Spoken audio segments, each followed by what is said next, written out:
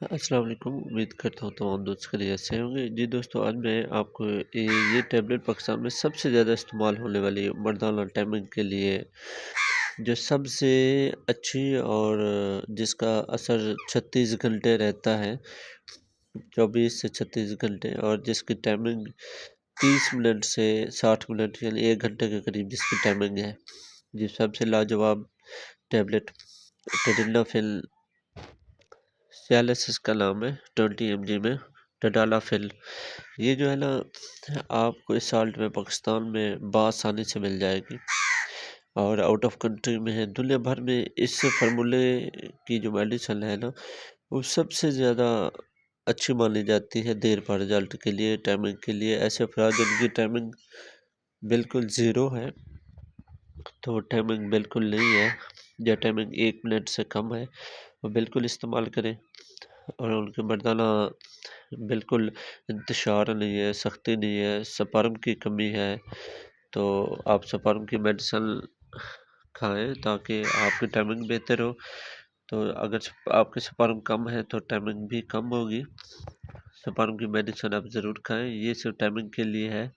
یہ ٹیبلٹ آپ ایک کھا سکتے ہیں، اگر آپ کھائیں تو مہینے میں ایک آدھ بار کھائیں۔ ایسا نہیں ہے کہ جب بھی آپ اپنی بیوی کے ساتھ ہم بستری کریں تو تب استعمال کر لیں، نہیں، ایک بار مہینے میں یا ایک بار ہفتے میں استعمال کر لیں۔ زیادہ استعمال جگر، گردے اور بلڈ پریشر پہ اثرات کر سکتا ہے۔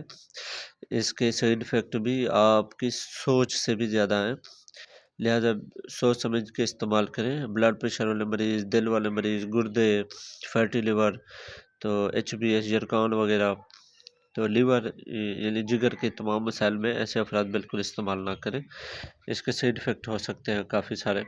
تو اگر آپ استعمال کر رہے ہیں تو ڈاکٹر کی ہدایت کے مطابق استعمال کریں۔ ایک ٹیبلٹ کھائیں کھانا کھانے کے تقریباً 2 گھنٹے کے بعد یا 1 گھنٹے کے بعد، تو معدہ جتنی خالی ہوگا اتنی فائدہ ہوگا۔ غذا کم کھائیں، کھانا کھانے کے بعد ایک ٹیبلٹ کھا لیں، کھانا کھانے کے 1 گھنٹے کے بعد ایک ٹیبلٹ کھائیں، اور پھر تقریباً 1 گھنٹے کے بعد آپ ہم بستری کر سکتے ہیں۔ اس سے آپ کی انتشار بھی اچھا ہوگا، ٹائمنگ بھی اچھی ہوگی، تو سختی بھی بہت آئے گی۔ آپ بے شک 1 سے 2 بار 3 بار بھی آپ جو ہے نا ملاپ کر سکتے ہیں، آپ کو انتشار میں کمی نہیں آئے گی۔